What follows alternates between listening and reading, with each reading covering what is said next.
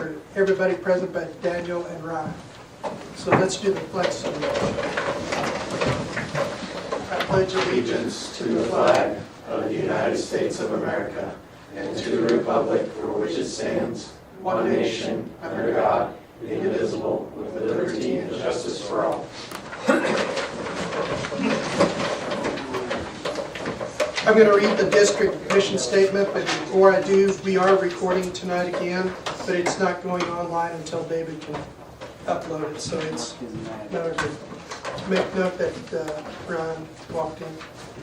We had a student qualify for state tennis in the seating meetings tonight that he has to be a part of. Okay, I'm going to read the district mission statement. Through an intentionally designed system, Haven School District is committed to creating a positive and inclusive culture, focusing on academic and personal success to ultimately be the district of choice for staff, students, and our communities. Okay, hopefully everybody's had a chance to look over the agenda, but we need a motion to approve the agenda in a second. Make a motion to approve the agenda. From Nicole, second from Chris. All in favor, right hand. 6-0.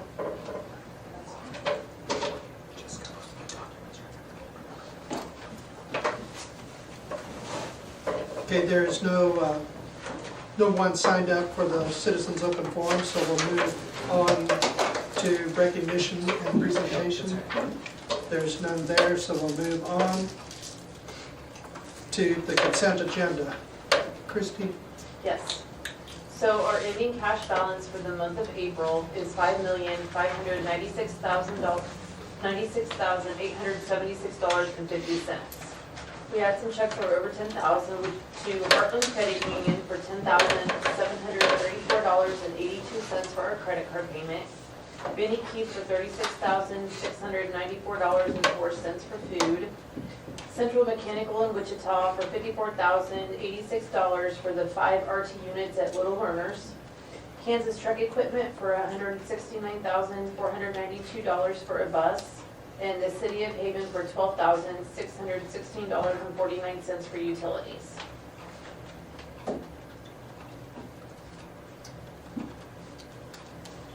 Anyone have any questions for Christy?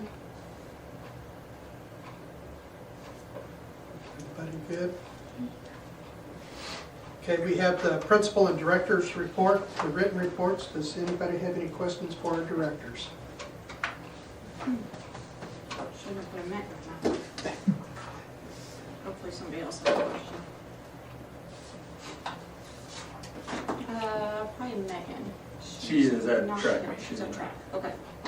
You want me to email? If you want to email us, in regards to the number, and I don't know, maybe you guys know, Braden or, that like 233 students, like they had for tutoring, and I know she was hoping to get 50%.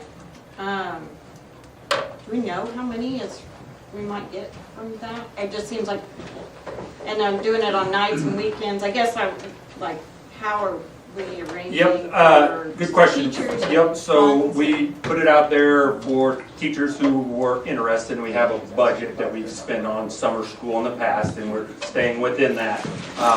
Traditionally, we've had about 50% or so return those, and so we're pretty far on course. So we got a good idea. This is new. We're trying this for the first time too. So while 233 students qualified, we know we won't get that many. So that exact number, and if it is, if we do get that many, we'll take a look back on it because it's at-risk dollars that we're able to use on that, and so it's not coming out of general fund. How many students are going to be like in a session? Are you going to try to angle it so that it's certain age groups, or with it being flexible? Yeah, so I mean the goal would be as small of groups as possible. I'm sure there'll be scenarios where it's one-on-one, and that's really more the idea or the goal is to get them, exactly what they need. But certainly there'll be groups of students, like especially if they need the same skill, they need the same instruction, same age, that sort of thing. But it's just going to come down to logistically what makes the most sense based on the amount of kids, their needs, and the amount of staff available. So, but ideally as small as possible. Yeah, I just, with so much flexibility and so many different possibilities, it just seems like a big, hope it Yeah. all comes together. That sounds fantastic. I know we're excited about it, and you know, some of the families we've talked to are excited about just the flexibility of it, and so, yeah. Okay. Yeah, we'll certainly report back on it. This is new. It's, we haven't seen the needle move in terms of summer school. You know, and if this doesn't move the needle, I mean, I don't know if that's gonna continue to be a good use of at-risk dollars and, you know, those kinds of things. But yeah, it's a big undertaking. Megan and Corey and admin have been working hard to get everything squared away. So, you know, I think the answer is year-round school, but we can't do that. So, you know, we're going to try something different. And then on the HVAC, in the middle school, was the last thing we approved, was that just to drain it and then this is to fix it, or, didn't we have somebody quote something on it? Yeah, they quoted to fix it, which was around $8,500 to just fix it, and I didn't like that number that much, so I just had somebody else come out and look at it just to confirm and see if we could get something better, and I think it's looking like it's gonna be a lot better pricing, because they fixed the leaks. Now it's just a matter of replacing a couple dryers and stuff on it, filters, and Okay. so hopefully, I thought it seemed high for what they were doing. Okay, well, good. Well, I just wasn't sure because I knew we had done something about draining it and looking at it, and that was just to fix the leaks. Yeah, and Okay. with not being warm yet, I kinda held off because it's hard to charge it during the winter, because I Okay. can't get a good charge on it. Okay. I just wasn't sure where that was on that side. I think at that time the board wanted something to change, and of course was kind of had somebody come out because of the price, and then Okay, good. so we're going to try this instead.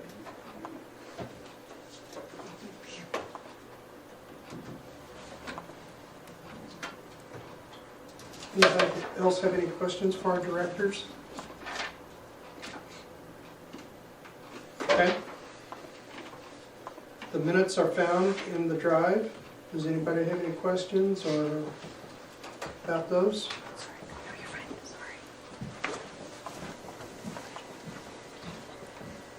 If not, we're going to continue on moving. We have a resignation. It is, I'm hoping I'm pronouncing the name right, Maya Lastinger at Little Learners. It's the only resignation that we have. Now I need a motion to, in a second, to approve the consent agenda. Move that we approve the consent agenda.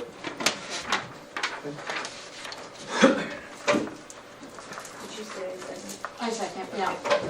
All in favor, right hand? 7-0. Okay, the discussion. Consideration of the out-of-state trip for FFA.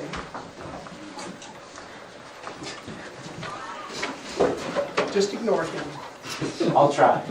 So this is kind of our schedule for everything. So we're kind of requesting a, you guys can pass around and look at it. Requesting for our officer retreat to go down to Oklahoma City, and we need out-of-state permission to do that. So basically what we do over officer retreat is kind of, we just get together, and it's just an opportunity for us to like get to know each other, for newer members coming in and then just hanging out, but also getting our year planned out, because there's a lot of stuff with going into like, you know, state awards and stuff, and just getting that all planned out and getting it lined up. So it takes a lot of time, and we try to have fun while we do it. So it's kind of why I wanted to put out that kind of city. For everybody with you. Yeah. So unfortunate. But Does anybody else have any questions for our team here? From the FFA? Where'd you guys go last year? Wichita. Wichita? We stuck close to home this time, but we kind of didn't like how that worked out. A lot of us have gone to Wichita, so it just really felt like a staycation. Right. And I mean, there's only so many things you can do in Wichita, so we're kind of thinking Oklahoma City would be a better choice. Okay. And then coming from someone who this is like my final year of doing it, it's really fun just getting to hang out with everybody and get to know them. And then someone like Willow, this is her first year with it. I mean, it seems like a really fun trip. I don't know most of, like, personally some of the kids, like, I don't know Evan as well, and so I feel like this would be a great time to, like, know everybody better and get the year started before the year actually starts.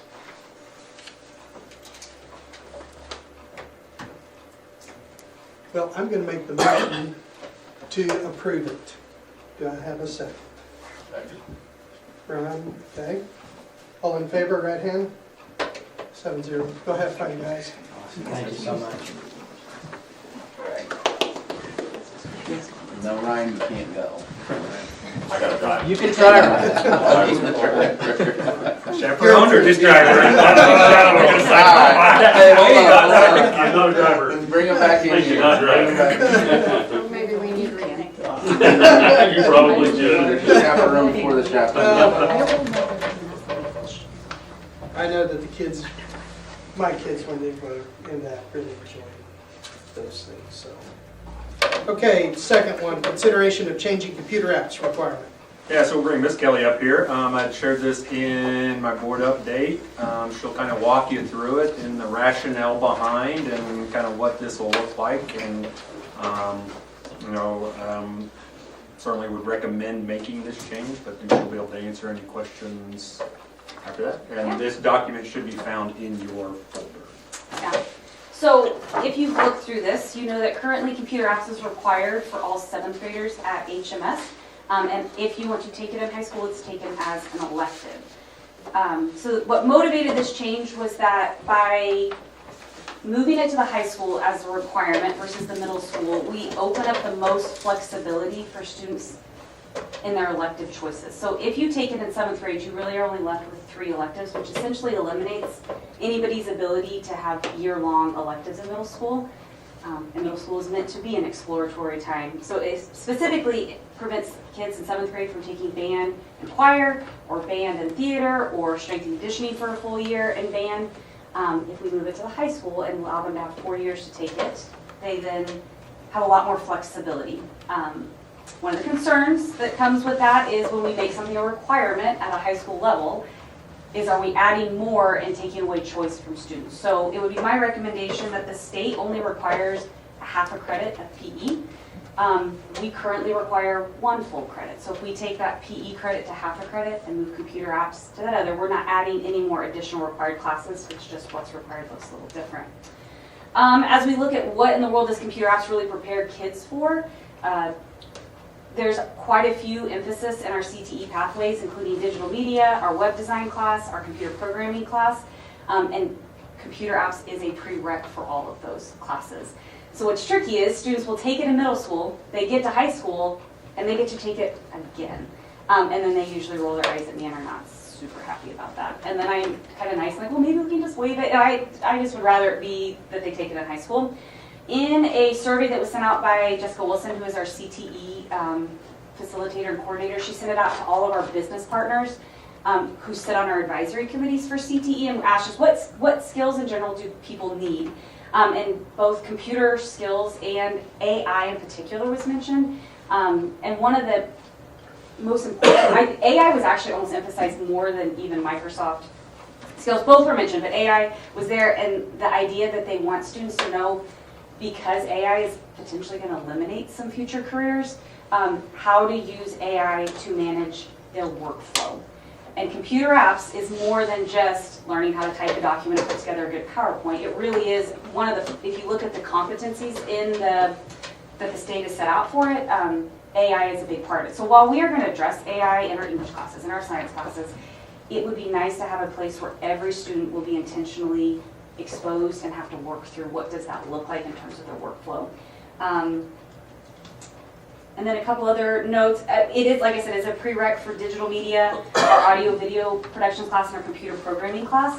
Currently there's, like, between audio video and digital media, there's 24 students. We only have 2 in computer programming. And part of the reason the numbers are low in that class is because right now computer apps is only offered in the spring. It's not a requirement. And you really need, and computer programming is a full year class. So if we move it to a requirement, it will justify having it also in the fall and we'll have the space to do that. I'm trying to think if there's anything else for it. Or maybe What? you don't care. What do our middle school students, if we take this away, what are still their options for? Yeah, so they still have quite a few options for electives. I'm trying to think off the top of my head, it's like 10 or 12 other electives. So we've got band, choir, art, strength and conditioning, PE, theater, drama theater, ag, robotics, industrial technology, Spanish. In 8th grade, they can take a FACS class, that's something 7th graders would take. So really, it's about opening up. We just live our 7th graders, and I like to open that. Yeah, there's both the middle school and the high school's kids that I'm trying to think about. So I think that would be my. So can it not be an elective as well in Middle school? We could look at that. The question we would then need to answer would be if it's due to scheduling and time, with Miss Wilson being the one that would teach it because she's the one that has the computer lab, are they mixed with high school kids? That doesn't bother me. They're capable of it. But if it's a high school class taught by a high school teacher, does it need to become a high school credit? I'm not opposed to having that conversation. It's tricky though because the state doesn't typically award high school credit to 7th graders. That starts in 8th grade. So like, So is it an option in 8th grade then for? it could be. We could let it be an elective in 8th grade if they wanted to maybe take it early. I just don't know how much, I mean, they get, I know if they're on computers all the time, but exposed to, I think the more abilities they can learn on a computer at a Yes. younger age. I mean, I know my son still chicken picks at. Keyboarding class would be nice as well. It drives me Be crazy crazy, to watch actually. my kids type on a computer. I know, I've been working with a lot of kids and I'm like, oh my goodness, what do I You do? know, But and so, yeah, not that, I guess that's obviously not taught. And no, but it's just, not really. yeah, just the sooner they can Yeah. develop better habits on a computer. Yes, and that was, I think, originally why it got moved to the middle school was to let's get them exposed. What, like I said, what we ran into is, were they able to go quite as rigorous in middle school as it would be in high school? I do remember the other thing. One of the new graduation requirements, starting with the class of 2028 and beyond, is these post-secondary assets, and one of those assets that we can get anywhere from attendance to being a CTE scholar is getting industry recognized certification. And Microsoft Office has certification, so by having students take it, it ensures that we will get students at least one of their post-secondary assets. And when we look at some of our students who might struggle, because a post-secondary asset can be taking like a 4th year of math or a 4th year of science, and we start to go, ooh, for some of those kids, it's a little challenging. But digital media, those digital media classes become a really great, not post-secondary assets, STEM classes, they're STEM credit. Digital media and audio video become a really easy place where most kids can be successful, regardless of academic ability or interest. And so, again, that computer apps class is a prerequisite for it. So.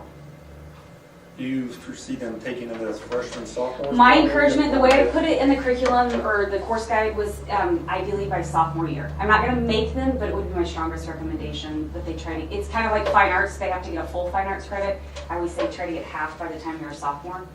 Same thing with computer apps.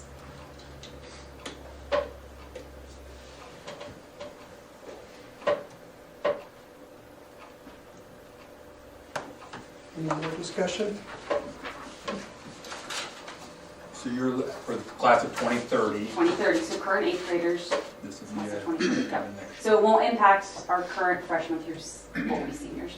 because they've already had it as. They had it in middle school, Some of yeah. our, and we're also saying our 7th and 8th graders will be required to take it in high school, correct? Yes, yeah, so starting class 2030 and on, Okay. Just to make sure. this will be a change in graduation. Any other questions?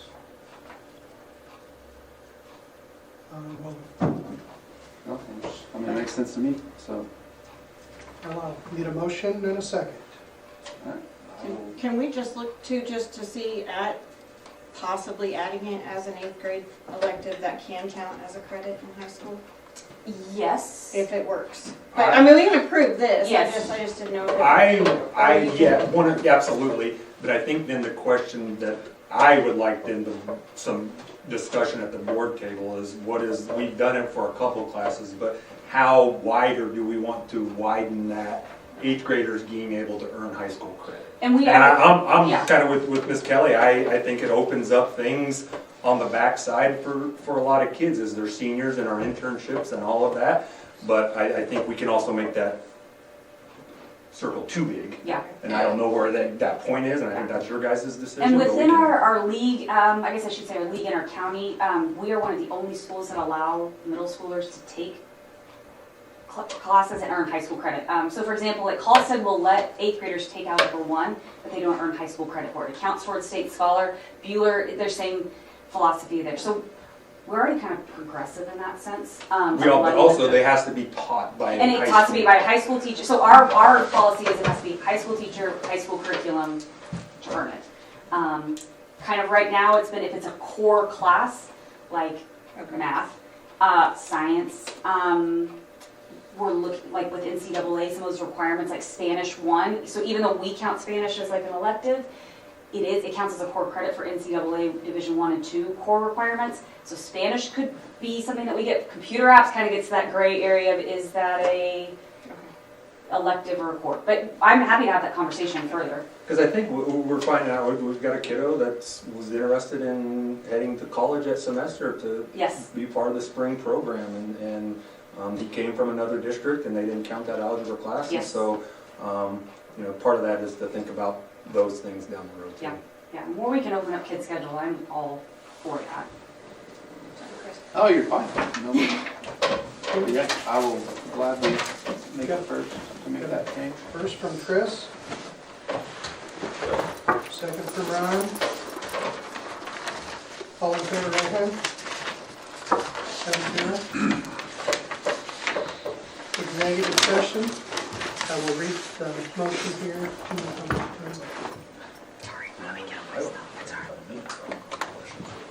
Okay. The motion is, I move the board recess to executive session to discuss issues related to an individual student under the student affair exception under KOMA. The open meeting shall resume at 6:30, we give us some time. okay, at 6:30. To include the board, Craig Cabbage and Laurel Scott. That's okay. All in favor? 7-0.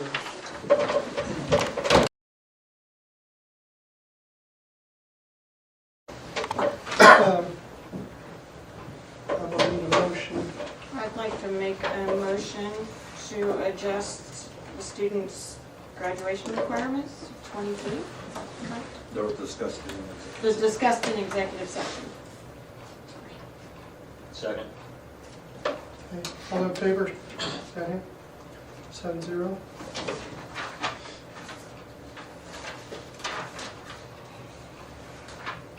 Okay, capital outlay discussion. Yeah, so we're back here again. Had a few people say they're once again interested but cannot commit to, possible times. So could be at some meetings, could not be at some meetings.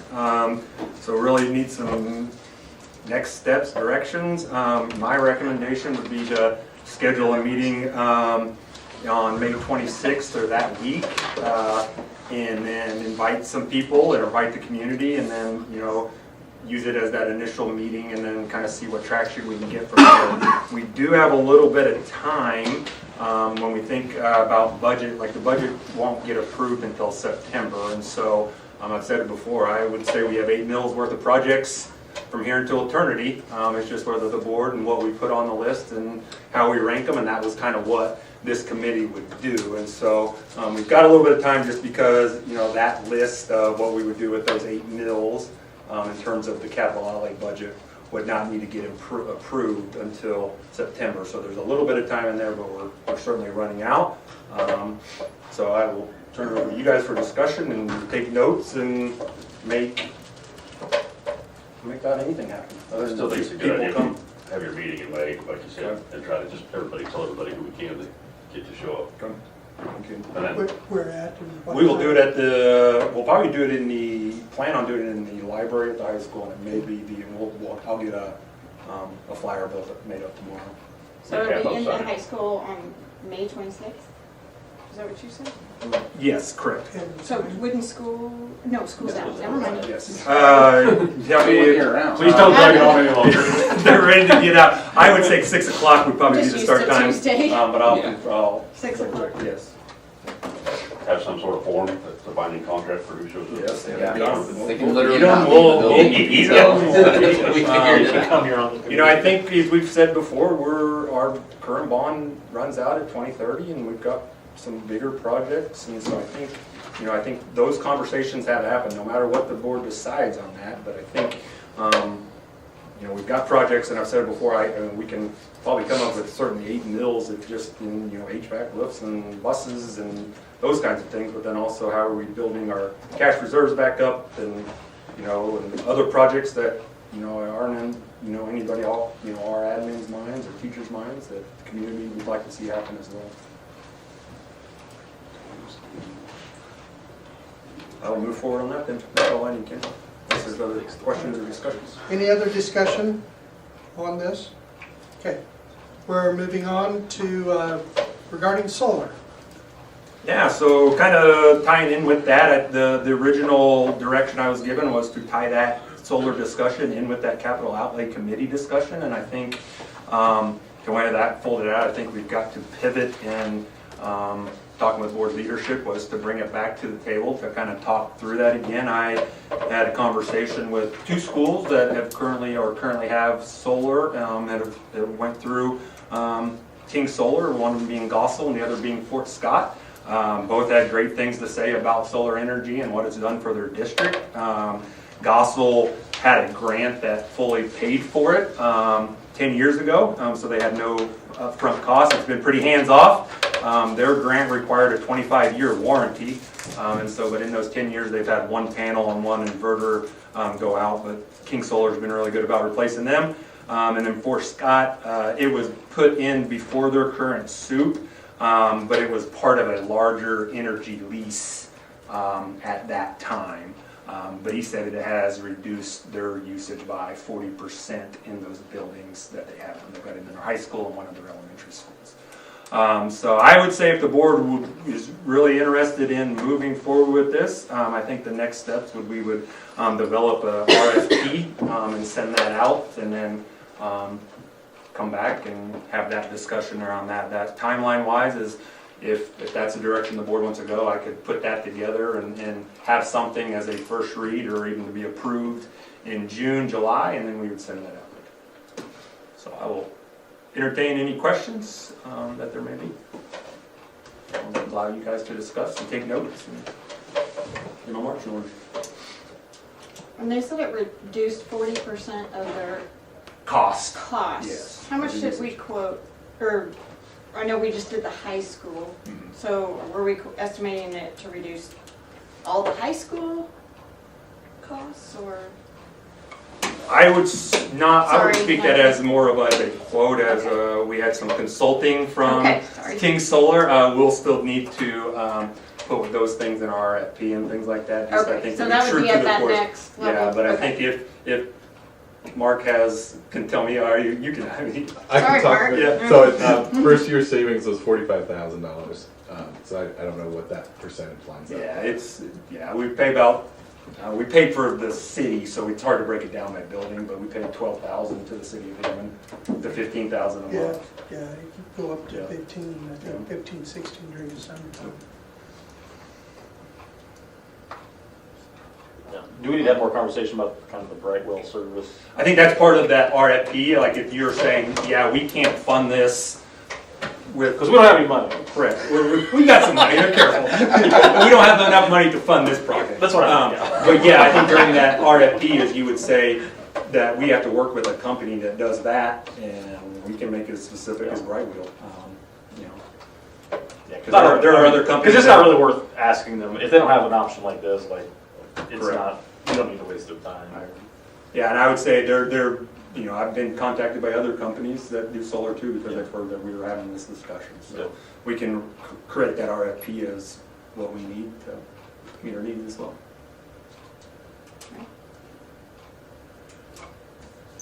I think we Do we need a motion? I would say, yeah, I would say with this, probably a motion just for me to create an RFP and bring either back as a first read would probably be, and there might be some changes that you guys would see, but. Chris, have you looked at this, if we put stuff on the roof, is it gonna mess up, I mean, we got plenty of leaks and stuff now. What's gonna do the roof? We went up there and looked at it, and he didn't, he obviously know more since I would about that. It didn't feel. There are no roof penetrations, it just sits on the roof. Gotcha. Yeah, the biggest risk is if there's a leak not caused by the solar and we have to move stuff, that would be a district expense. If it gets caused by solar, that's a repair on our part. They're all caused by you. What's that? They would all be caused by you. I think As soon as the right room and warranty runs out, then it's definitely the solar. I think the parts that Mark had picked out, they were pretty update, and our roads are, other than Yeah, the. there was one roof we're for sure staying off of, and then you had some flashing issues we talked about. We're going to stay away from those. Yeah, that was the plan. I mean, I think the board is, in terms of making a decision, we're a ways away. I mean, I know this is a huge decision, and you know, I encourage you to talk to, you know, anybody or your constituents, however you want to look at that. But I think we're quite a ways. There's more discussions to be had, but I think that next step is to formally put something together on our end and say, here's what we're looking for, and then we start looking at what's going on. Okay. Yes, I'm looking for a motion to authorize Craig to go get this ball rolling, to get it started in the process of. I move that the district develops RFPs for solar installation. A second. Okay. All in favor, right hand? 7-0. And I will assume if we can get that going, we'll bring it back in June for first read. That'd be great.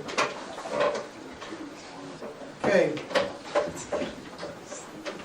On to 7, executive session. I move the board recess to executive session to discuss issue related to non-elected personnel under the exemption of non-elected personnel under the KOMA.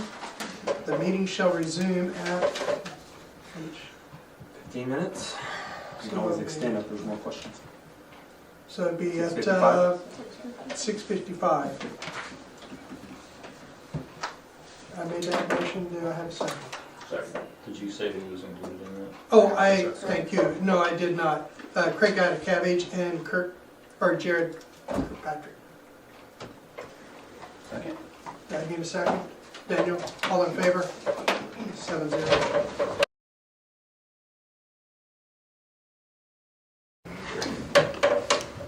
Okay, we're back in regular session. Number 8 is consideration of certified staff and supplementals. We're looking for a motion to approve. So we need a motion and a second.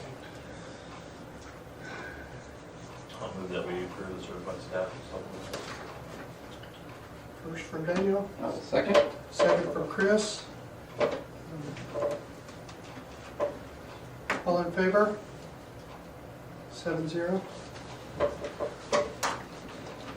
Okay, presentation of the middle school and high school activities. Yeah, so just a yearly update on what our kids are doing. So I'll turn it over to Mr. Patrick, and then he will be available for any questions and kind of future thoughts and plans. Yeah, so if you've been on the board the past couple of years, you've seen this. I think we started, this is my first tenure. So participation in Acacia athletic activities. On the right is last year's numbers, on the left is this year's numbers, and then I put the difference in there for you. Hopefully all my math's right. Football, we are down 6 kids this year.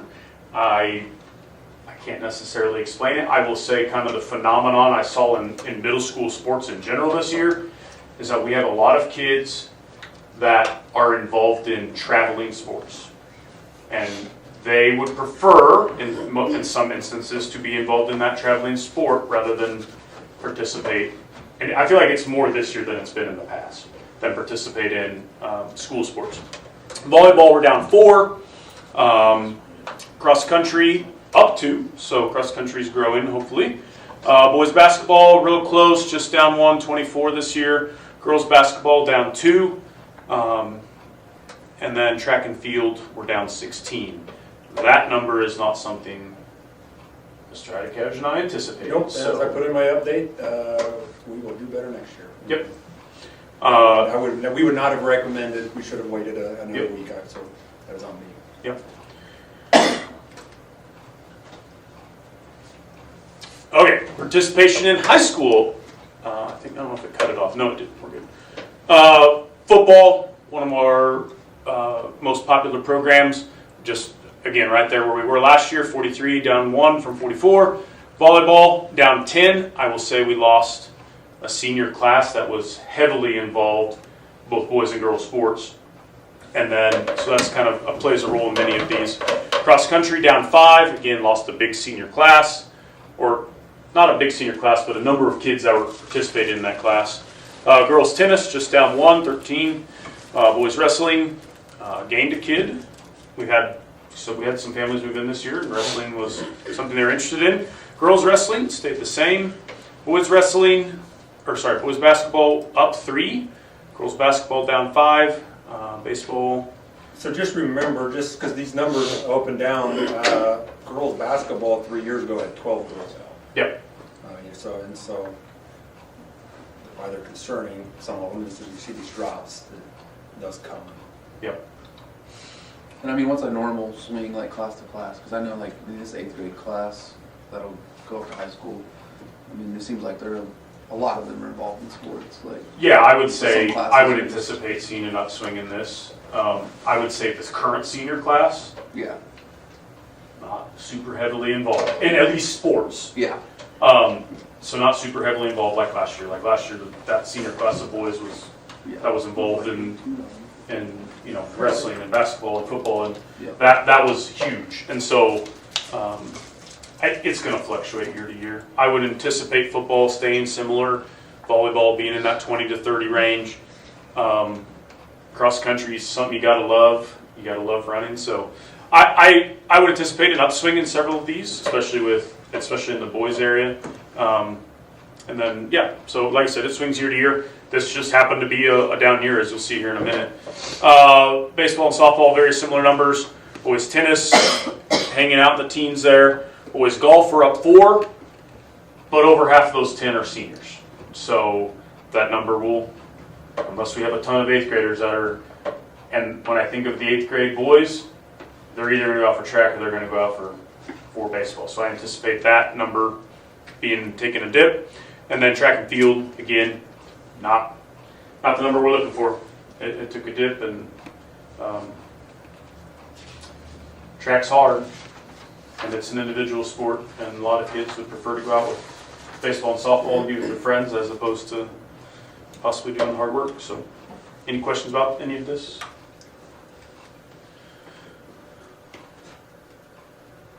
So non-Keisha, these are Keisha activities, but they're not athletics. So the band gained 2 this year, choir down 2, but still a massive number of kids in vocal music.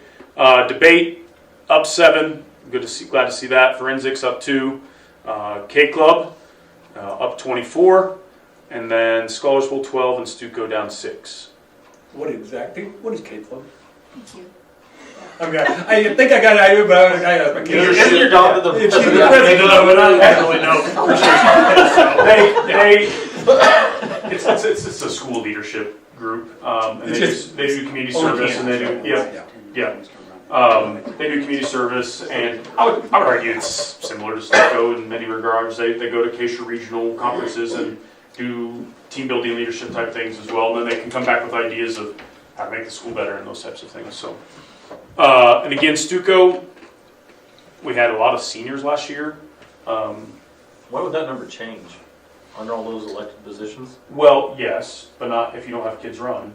So like this upcoming year, like we just did elections, this upcoming year, only 2 juniors want to be in it. So kids have to run to fill the positions. So. that's the easiest scholarship. Yeah. I mean, like Yeah, so for example, for example, we had like that senior class, very heavily involved. They wanted to be involved in it, and we filled every position. And then we had, like, when I took over from Mrs. Cooprider, she said, even though our Constitution says 3 representatives per class, plus class leadership and stuff, she's like, well, in the past, I've let other seniors on, because we have representative positions for the different sports and activities and stuff. So really, that's our huge difference is the senior class there. So, but yeah, like next year, only 2 juniors that are interested in it. And I went around and asked, like, anyone else want to be in this? And they didn't want to. So.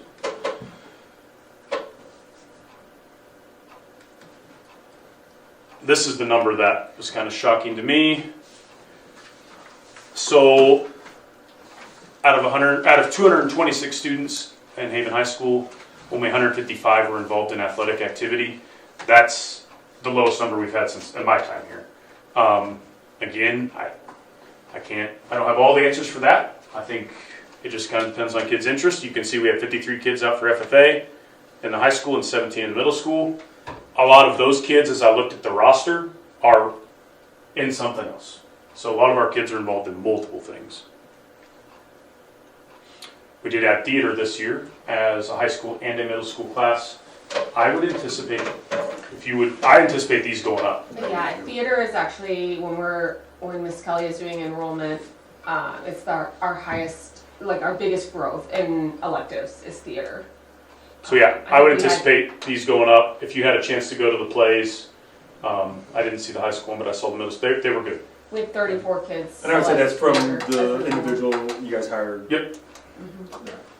So again, new program for us this year, and it's gaining excitement, it's gaining traction. But again, I will say, not all, but some of these kids are also involved in other Acacia activities. Goal, continue to offer more opportunities for students. For example, we added theater this year, and we've hit a group of students that maybe aren't fully involved in other activities. And so to continue on that, no action today on these, but I thought I would at least bring them to your attention. Esports. So esports is an official Acacia activity now. They have a championship in the winter, and they're talking about having up to 3 championships. I could totally see a group of kids being very interested in this. I occasionally get asked about it, but I don't know how serious we want to get about it. The initial startup for an esports program is not cheap. Every bit as expensive as a football program. Yeah. So think about that. Girls flag football has just got approved in April as a new sport for the fall season. I have been hit up about that since that's become news. I've had 5 girls ask me about it, 4 of which are volleyball players, so I'm not sure how well that would go over with volleyball. But and then I want to give you an update on boys and girls golf. Nickerson has hired, and so in these past several years, they've had one coach for boys that did boys, and then he also did girls. They have hired 2 separate coaches now. They will have a girls coach in the fall, and they will have a boys coach in the spring. I have told them we want to per your guys' conversations with Mr. Adekevich, that we would continue cooperative agreement with them. We only had 2 girls out this year, and one was a senior. So the other one I know is going to go out, but I'm not sure if we gain anyone. So definitely girls golf remain in a cooperative agreement, and I told them we would certainly let them know boys golf. If we have 13 kids sign up and we have someone that wants to be a serious coach, then maybe we can potentially start our own. But and that's a 2-year agreement, right? If you unless you something. Yeah. But I mean, you're. And I've talked to Nickerson. They know that as of this week, we're going to remain in that cooperative agreement until they hear otherwise. So I think that's all I have. And the girls flag football, with it being so new, I can see it being an interesting thing, and it is picking up. And how many other 3A schools, 2A schools would we be able to compete with, or would we have to co-op? I would imagine we would go. I think we would. It's a 7-player team. Yeah, it's not real big. So I would say you need probably 10. You could do a 7, I guess. And since it's new, you probably wouldn't be broken out by class the same way. Like when softball got introduced in Kansas, like they played 1 to 5. Yeah, they will have. So you'd be playing Shawnee Mission. Just like I know Mace has a team. Just like in wrestling, where we're 4A in wrestling, even though we're 3A and everything else except football, I imagine that Keisha's going to build the classifications. We won't be just 3A in flag football because we're 3A and everything else. Every single Wichita school already has it. Every single Wichita area suburb has it. That's where this push came from. All the Kansas City area school, every metropolitan area has. They've already got it, and so they were the ones that pushed this. It passed, if I remember right, nearly unanimously in Keisha. So I think the answer is like in ours is co-oping with the county or Hutch, because they're, if we've got kids that seriously want to do it, we couldn't field a team or continually field a team. How many fall girls sports do you already have? We've got golf, and volleyball, tennis, tennis, yep, Cross country. and cross country. So we've already got 4 fall girls Yeah. sports. It'd be pretty hard to cut it any farther than that. Yeah, it would be like, Or if just the Hutch split it. has it, or We could cut some. I don't know, we it's could cut just some such of a those, popular growing Yeah. thing that you'd hate to lose it, kids that Yeah. in the surrounding area to it, because you didn't offer it, but. And I'm not making any recommendations today. I'm making you aware that this, if you hadn't seen, this is new. I have, within the last week and a half, I've had 5 girls come talk to me about it. And my response to them was, 4 of them, that, hey, you also realize you can't do both. Because I can't imagine the time commitment you would have to, there's no way you could do volleyball and flag football. I already have the field picked out. Over at the grade school. Yeah. Is that something you can do, the number estimate thing, if that's something that you look at? Where do you have enough grass to play flag football? it's a smaller field, right? Yeah, It's a smaller field. It's not a. It's got different. It's got has different dimensions than a We'll just football. paint some different lines. Yeah. Just There's build already series. field goals. Chris, you need another field to take care of. Yeah, well, you got the field goals already. It's actually already painted right now. I think it's probably something we keep an eye on if we continue to, I don't know if some of those kids just asking because it is new and it's in the feed right now, but I think I'm agree with what Kelly said, we gotta be careful we're not losing kids because they go there, and how can we be able to, but right now, the only place you would be able to go closest would be Mays, and they'd have to accept you as a non-district student too, so. Yeah, I would say, like when I think about flag football, I could see it being pretty popular here. And I don't know how much interest I personally would have in a cooperative agreement. Because, you only need 7. So you get 10 girls out, you have enough for a team. You get 15 girls out, you're playing varsity and JV, you know what I mean? So I hesitate to say, yeah, let's get in a cooperative agreement with Hutch, and they got 30 kids out, and our 6 don't get to play, you know what I mean? So. Can you do one of those surveys that you did with golf, where you just said, okay, well, 10 people are interested, but 8 of them play baseball, and so they will lose the baseball or whatever. I know people will sign up and you'd have to make a choice, but, if it's just 5 and that's the only 5, but if we do offer it, and then you've got Burton and Holstead and even Bueller or some Yeah, of these others. if we were gonna do a cooperative agreement, I would say we do with a school smaller than us. No, I'm saying that way we could pull Yeah. kids from if Yeah. we had it. Yeah.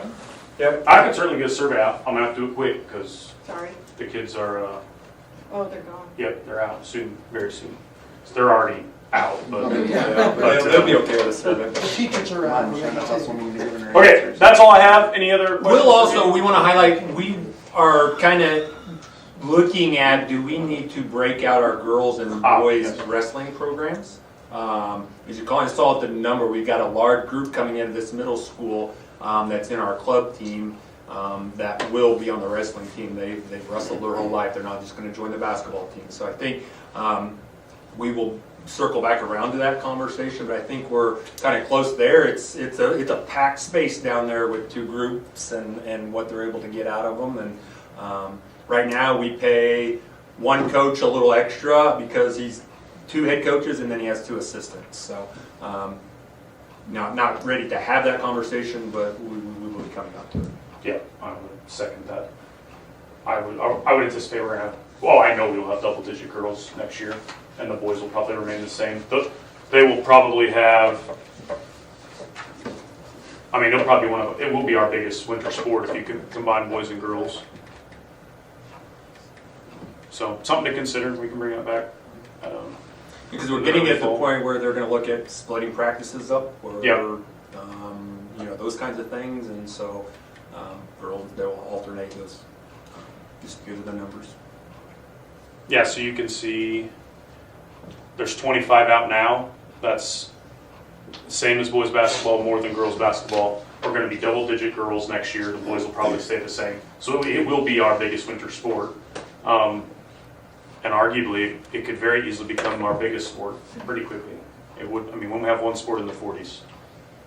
So I know there are a lot of middle schoolers interested in that. So yep, Doing it. Yep. in the club. so.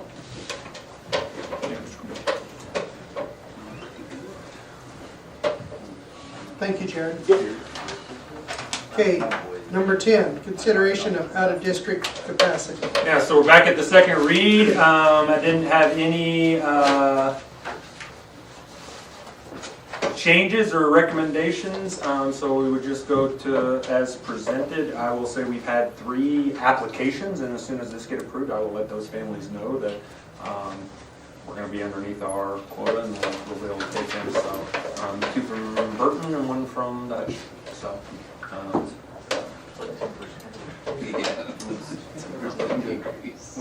It hasn't been looking good. Does anybody have any questions for Craig? Okay, I need a motion and a second. I'll make a motion to approve the out-of-district numbers. Okay, first from Kelly, do we have a second? Yeah. Nicole? Okay, all in favor, right hand? 7-0. Pardon. Number 11, consideration of cell phone policy and staff outline activity policy, first read. So we've talked about this for a couple months, and in my updates, with the passage of legislation this past session, we're going to that full cell phone ban. And when that stuff happens, KSB does their job and either updates current policy or drafts new ones.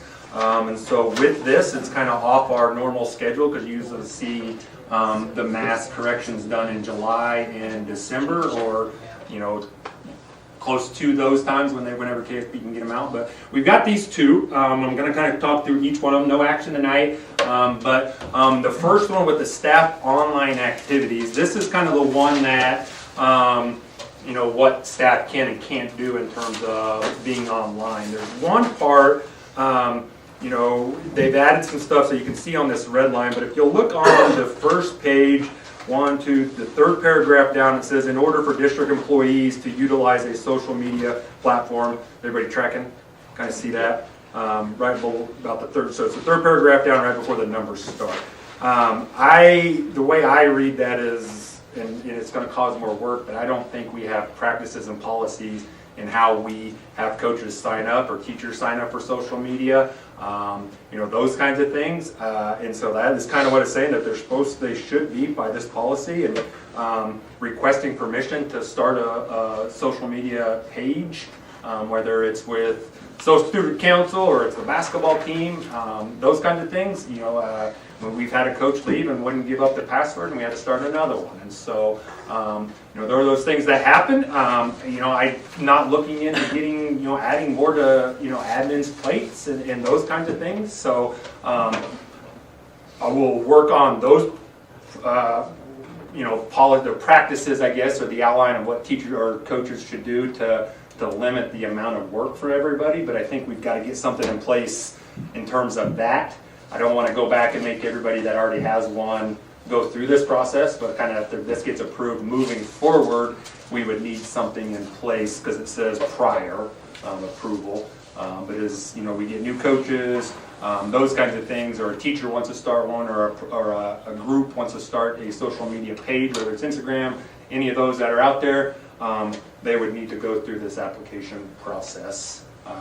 It says superintendent or designee, so probably going to go to the principals within those spaces for their approval from there.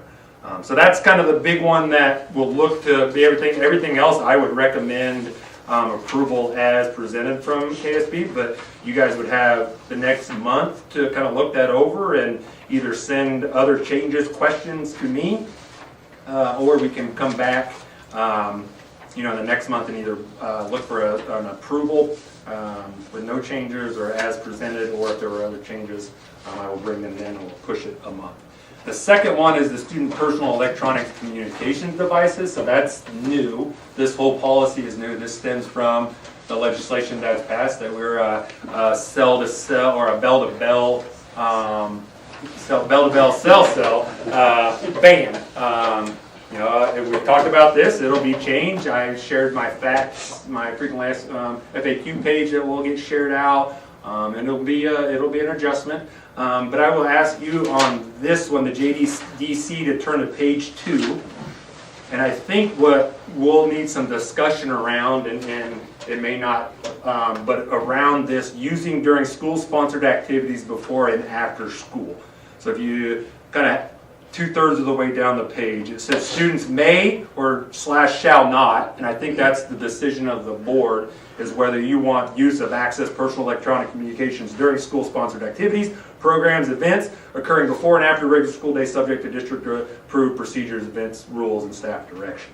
Like I say, if you say students shall not use, we'll have to put in some practices in terms of bus rides, when they enter the building, almost that sporting event, that track meet. We would have a track meet, or you say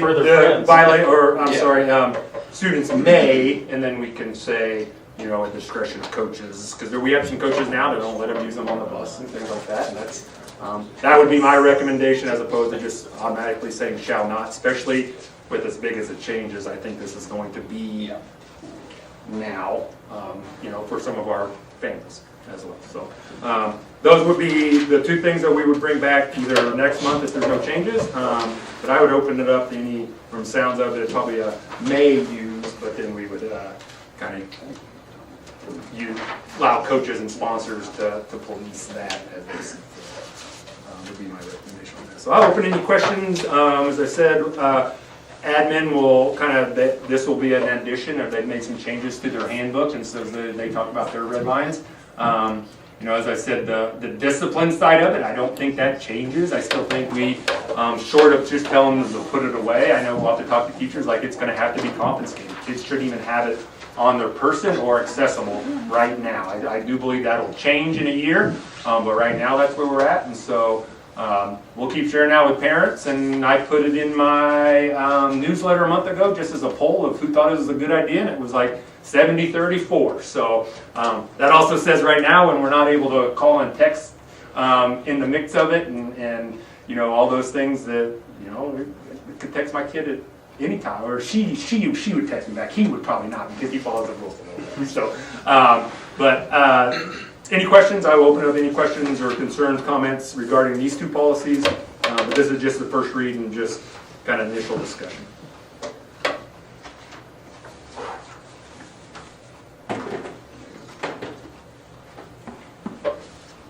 Any questions from anybody? On the staff one, is that just for their school-related type of counts, not personal type of counts, correct? Now, I would, if you kind of turn over to the disciplinary act, and it kind of talks with their conduct relating to the use of social media, and that would be the section if the board so chooses to really tighten up what their use of their social media outside of school would be. But I think right now, if we've had it where somebody may send something that we didn't post it online and we look at it and it's not appropriate or the right time, we have a conversation with that individual, and it hasn't happened a second time after that conversation. So that would be the place if the board wants to tighten that up. In terms of my office and admin, I think we're able to police that and without just being swamped and becoming social media the police and just constantly monitoring people's social media accounts, their personal ones. But that would be the place where you would want to probably tighten that up if so choose.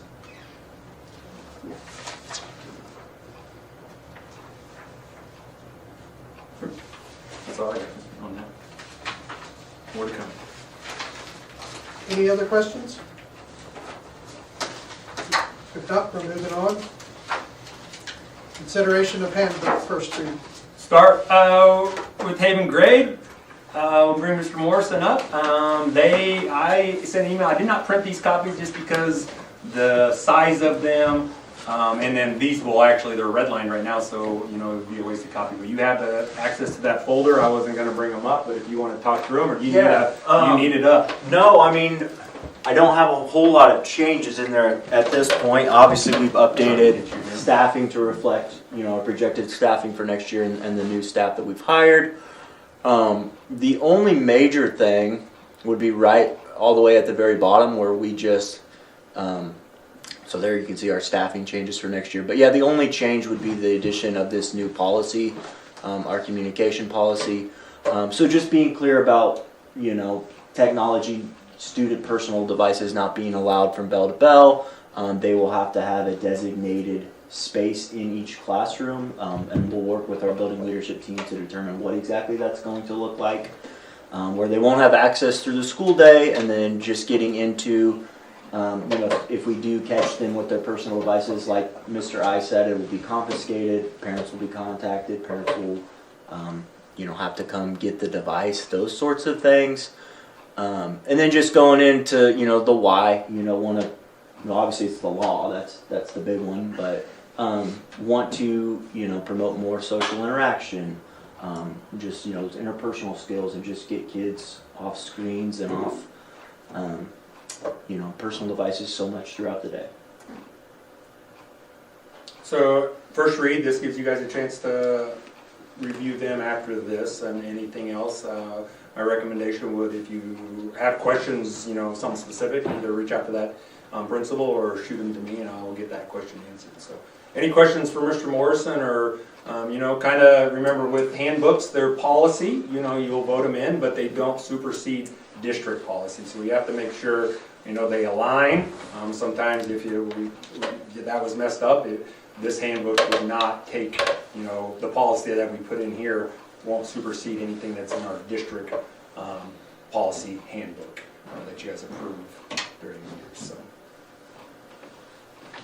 open it up. Any other questions for Mr. Morrison? I said this is first read as always, because it goes pretty quick, but I encourage you, over the next couple weeks to, if you can, dive into these. Usually with handbooks, we make adjustments to the things that trip us up during the year, or we constantly spend time on, or that's not clear, kind of like negotiations. We want to clear that up as much as possible. So does the grade school have the same policy? Because I didn't see it, like at the high school has ones where they won't release the phone back to the student at the end of the day. The parent has to come and pick it up. I didn't see that necessarily in the kids. And does that have to be, does the parent have to come and pick that device up? It does not, but I would say that is very powerful when it's a consistent issue. And that's what I would say too, just thinking about progressive, if it's a one-time issue, we're gonna take it, we're probably gonna say at the end of the day, come pick it up, that sort of thing, but then if the kid continues to do that, and that's kind of how we do things now, when we have to confiscate things, it's I just noticed right at the beginning, I'm like, yeah. Lord. If, for us, unless they legally required it, it would be like an as needed if that becomes an issue. The reason that we settled on that when Jared, Adam, and I met was just because it's not just our practice and policy, it's the law. Hopefully no one gets the first offense, because we're going to make it abundantly clear at the beginning of the year that, but somebody will. There's going to be a law. But I bet there won't be too many after that. I bet it'll be more watches than that. Yeah. I have one other question before we get into middle school. The behavior discipline matrix, it mentions it in here, but does that exist somewhere that parents can see it, or is that just something that you have?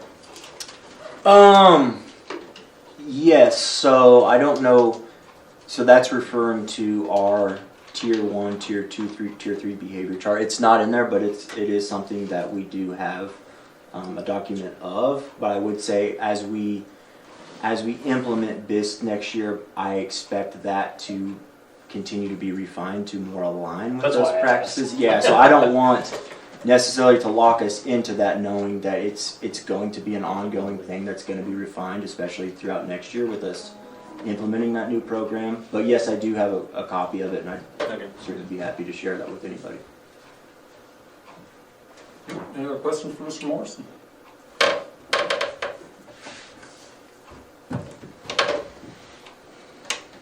Mr. Becker. All right. Anything specific you want me to find? No, not really. I have several things. Again, like Braden said, just name changes, schedule changes, wording things, little things that are scattered throughout there. The things I'm going to list are kind of in order they are in the handbook. I'd like to remove, there's an academic achievement award. We already recognize honor roll. This must have been something Mr. Atherton put in that I was unaware of until this year. We already recognize honor roll. This is very similar in nature, and it's more per your core classes than honor roll. I think honor roll is more impactful than this. So anyways, I'd like to remove that. Cleaned up some language on academic dishonesty to reflect the new AI district policy. And Lowell and I both mentioned, we referenced board policy in that. Cleaned up, so the middle school has its own separate eligibility that goes beyond CASHA. So CASHA says the semester prior, students must pass 5 classes or more in order to be eligible. Or on a 7-period day, yeah, that means they could fail 2 classes. If they pass 5, they can still be eligible. So middle school has a tighter one than that. That basically says if you have Fs after 3 weeks, if you have an F in math for 3 weeks, then you become ineligible until that grade is up. So I cleaned up some language in there because it mentions specific classes, and I don't want to be limited to specific classes. I want it to be all encompassing on all their classes. The middle school and high school changed our dress code to better align with the grade school. So I think now all 3 of our buildings are, if not the same, virtually 100% the same. Just to make sure we have consistency across the district. And there was some language in there that I would say old school, but it was kind of outdated, so we need to get changed. Added some new language. Laurel and I both added some language, and I think this was something we talked about. This kind of goes along with the new law. It talks about lost and stolen property. I do believe the law protects the school from damaged cell phones and things like that. So we wanted to make sure we added in there that happens all the time in middle school. Lost a $100 bill. Was it in your locker? Yes. Did you have the lock on your locker? No. So not a lot I can do about that. I can watch cameras all day long. Probably not going to, unless someone comes out and says, I saw so-and-so do it, probably not going to figure that out. And then, of course, update the cell phone policy to better align with the new law. And yes, as you mentioned, we did put in there that parents need to come get it after the first one. The previous policy, the one we ran with all this year, I believe is a 2nd or 3rd offense. It said the parent had to come get it anyway, so we didn't change that a whole lot other than make it 1st offense on. So, okay, any questions for me?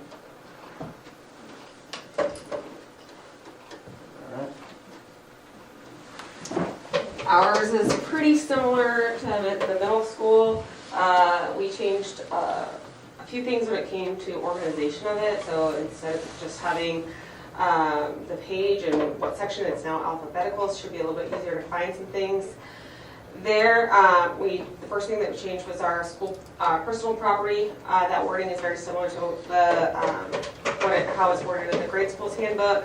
Something that Braden and I had worked a lot on. Again, that's something that we deal with very regularly. If somebody stole my or I lost my. I actually had a student email me today that said it had fallen out of her backpack at home. So I was really glad I didn't spend time investigating that. The next thing on ours goes down to suspension and expulsion. Number 19 did say terroristic threats. So we changed that. I believe you updated yours too. Just to say threats or intimidation to staff, students, or property. Inappropriate behavior to include horseplay, again, something that we deal with pretty regularly, and skipping class. Electronic devices, change that to reflect the current laws, and then changed our consequences that you can see what they are every time. So it mostly stayed the same. We just said that the device is confiscated and returned to the parent or guardian, and changed our academic dishonesty and plagiarism to reflect board policy. And then there was another thing that we had in there that was called the Students Teacher Assigned Conference. We just felt that that was a little bit outdated. Again, if we have a student issue, we're working with those teachers and communicating with those parents, and sometimes just holding students after school hours without communicating with those parents, it becomes a transportation issue. Again, dress code that aligns with just dressing appropriately for school and addressing those things on an individual or as needed basis. Oh, the other thing that was kind of a big thing, that's something that we talk about a lot, is if I have a dentist appointment, but I'm going to play baseball this afternoon, how many hours do I have to be at school? It used to say half day. Well, half day is about noon. Do they have to be there for lunch? Do they have to be there? When do they need to be there? So we changed it to they need to be there for a significant part of the school day is what it said, about a half day. So it's 4 class periods. And just specifying that. And then that was it.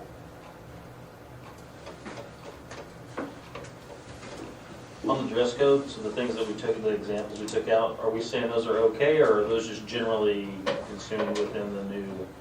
I would say a lot of them are generally okay. Again, we want to address the behavior that goes with it.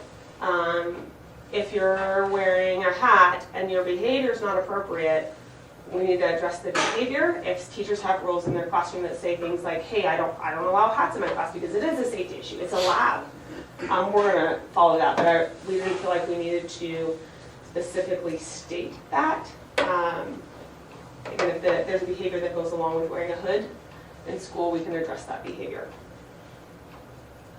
So what it deems appropriate or not appropriate, if you don't have examples, like, they're showing their buttocks or their chest area. Well, guess who's having those conversations? It's usually me.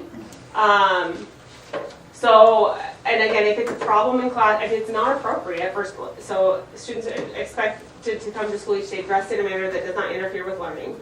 The dress code is not intended to be all-inclusive and will be applied fairly and equally regardless of gender, and any clothing that is deemed disruptive to the learning environment or dangerous to students, we're going to address that. And that's a conversation. I have not had a lot of conversations about dress code unless some teacher came to me and said, hey, this is a problem. And I said, hey, let's fix this. And usually that's how it goes. But this, when you can just say, hey, this is a problem, let's fix it, it's not really appropriate, or you're having a wardrobe malfunction, we can fix those things, but I don't need to say it specifically like that. Do we have sports eligibility requirement like middle school? The high school does not, but I Pico. would say 7-12, the coach, almost every single coach has additional eligibility rules for each of their sports. There are some that won't even let, like the middle school says, if you have an F for 3 weeks or more, you are then ineligible. There are coaches that say you have an F this week, you're not going. And the middle school gets weekly D and F report from Mrs. Carlson. I'd like to see somebody in high school. I would too, because I don't think it's administrative. I don't think you just, no, I don't either. And we do have coaches that pull that. They pull their grades on a regular basis. And that's based upon the coach and what they set up in their coaches and parent meeting. It's certainly been talked about the last couple of years. I think that there's an appetite to have something, but getting everyone to agree, coming to a compromise. Well, we can help them agree. Maybe challenge them. And I think, I don't know if it's 1 F or 2 F, but if you're failing more than Well, I think that, 3 weeks is too long to have an F, too. Well, the hard thing is at the beginning of the year, if you fail one assignment, Yeah. you have any assignment. Yeah. Assignments. And So it's not necessarily the 3 way the weeks middle of the whole school year. is written, it says the start of 3 weeks of the 9 weeks. Yeah. Because like you said, if you get one bad grade right off the bat, you're sitting at an F, that gives you time to. Yeah, and 2 of those first 3 weeks at the beginning of the year, you're not going to be playing games anyway. Is there a consensus that, I don't know, we've got some time at the end of the year that you'd like to see Laurel and Adam, because middle school's already got something, Jared will be part of that Well, we can conversation. certainly, but we would want to be the same. But to bring something back and either add it or have it ready to be added, is that? I think we probably had some conversation with staff and says the board would like to see something, and I don't disagree. So we get. That would be consistent, like, because it really shouldn't be different from sport to sport. Yeah, that's fine. It is hard, it makes inconsistency between students and coaches, it's tough. Well, this was okay in this program, but it's not okay in this. Yeah, like Mr. Eddicott said, we could certainly get together. There's time at the end of the year where we could pull the staffs in and. I think it should just be the same as the middle school. It's pretty simple. That'll be start point, we'll start absolutely, and then if we can adjust it. It's not that hard not to do that. No, I would completely agree. Any more questions? Thank you. The third and final executive session. I move the board recess to executive session to discuss issues related to teachers' contract under the exemption of employee-employer negotiating under KOMA. The meeting shall resume at 8 o'clock. We can do it. I think I got it. To include the board and I Craig got to do the other one. Idakavich. Do we have a second? Very good. All in favor?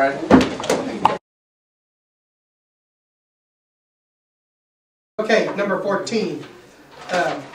Approval of contracts and work agreements and transfers. Looks like we have a contract of Reagan Park, H. Haven Gray, Stuco, and then work agreement, Donna Foster Food Service. So I'll need a motion and a second. I'll make a motion to approve the contract. And second from Daniel. All in favor, right hand? 7-0. Reports. I got a couple notes, let me make sure I don't forget anything.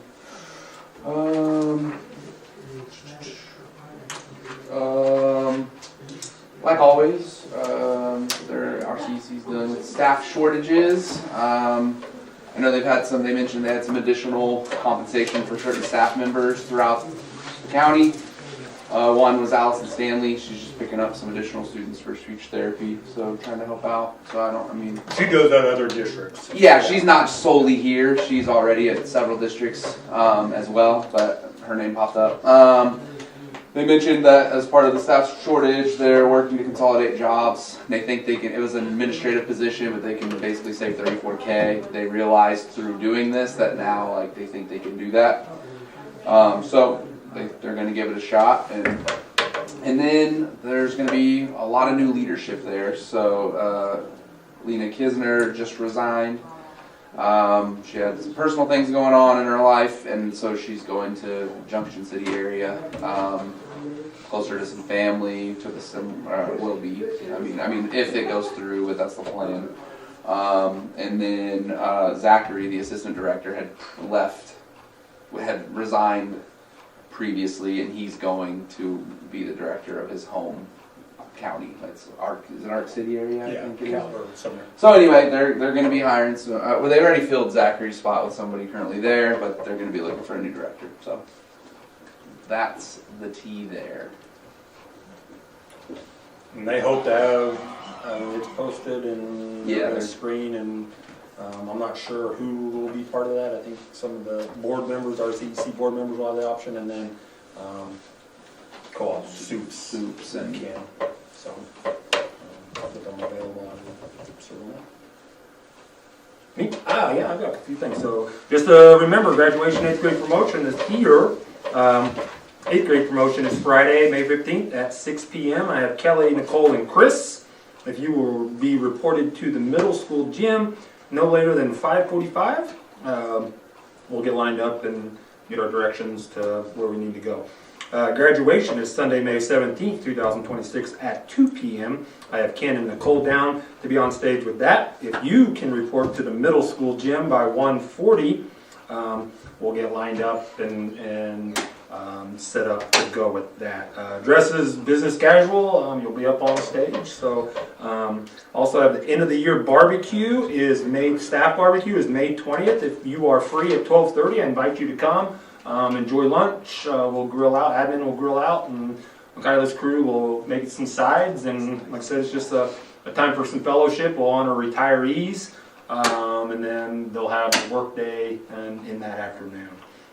Enrollment as of right now, and the reason is as of right now is we're waiting for our E-rate approval just from the feds so we can move forward with our project to get a date for our project.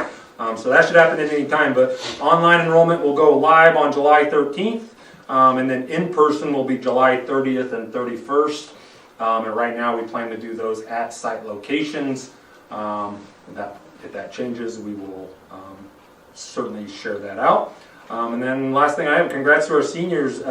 They received over $110,000 in scholarships last week. And so big shout out, kudos to Mrs. Kelly, Mrs. Scott, Mr. McCarthy, all of our high school staff that got the seniors to this point. Take that next step. And like I said, it's May, and have a great summer. It's running really hard. Like I said, we always talk about how fast it goes, but they're always the same speed. We just seem to get here. We always forget how quick we get. But, as I said before, we're 100% for finishing out years. This will not be the year. I know that for any of us, and so we will finish strong. As I said, it's been a really good year. We've got great people that have tackled some tough things, and like I said, I'm excited for just to see what the future brings. That's all I have, Mr. President. I just really like Walk with the Wildcat. Thank you. I have enjoyed doing it. I've got a couple more I got to round up this week, so thank you. Good. I'm good. I think I've talked plenty during. Well, I guess I will share just a little bit. Craig and I have talked a little bit about the vision, what our district will look like in 10 years. And as we see all the things that we need to fix, we started talking about some of the things that we need to put in place, and possibly in 10, 15 years, the Wichita school, or Wichita will grow out this way, and maybe our school will be at a larger school. And so in looking down the road, 10 years from now, the decisions that we make now is going to affect us 10 years. And so I was looking at possibly helping promote for a bond issue after our other bond is expired to repair our buildings. Our buildings need help. And if we can get our facility up nice, and that's one thing that I was hoping that we could have with this capital outlay committee, would be that community involvement, saying, hey, we see these needs, and they go tell their friends, and it make it a whole lot easier to where we're not just fighting the community head on to try to sell this whole idea of we need to improve and to fix up our things. And we got a lot of projects that will take a lot of dollars. I know I'm not saying anything new. So as over the next several months, I'd like to continue that vision of that us looking down the road 10 to 15 years, because most of us around this table are not going to be here in 10 to 15 years. And so what we set in motion now will affect those. So I'd like to at least see if we can't. I'll be retired.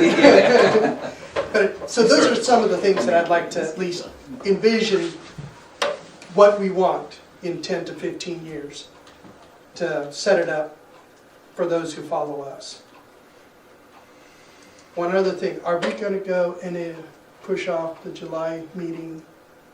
We've done it both ways. We pushed it a week. If you have something, that's the board discussion. We just have to, it would be really hard to move it forward. We can always push it back. It just, just think about it, then for next month we'll discuss it. If we want to move it back, because I know we got July 4th. Yep. Right in front. You wouldn't be here The 13th. 13th, wouldn't it? Because the weekend after July 4th would not be it, it would be the following one, so it doesn't fall as early as it normally has. Okay, so I just, Not the 13th? I didn't look at the 13th date, is the date. so I just thought, well, at least let's think about it and. You're right, in a lot of, and I think we've asked in the past to change that just to give secretaries but in the past, they've been able to get things in on our end. But Okay. if the board would like. No, I'm just make whatever works. bringing it out so we have it out in the open so we can think about it. But other than that, that's all that I have. Nothing there. Okay. Our next board meeting is going to be June 9th, right back here.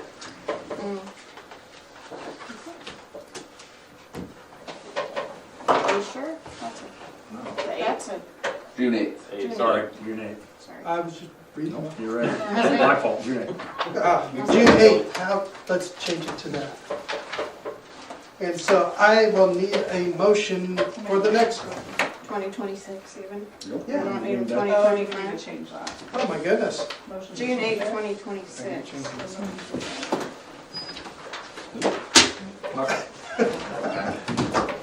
I move that we adjourn. Okay, we've got a first from Daniel. Who said, you said second? Okay, all in favor? I have more questions. 7 up. Darn it, we'll save you.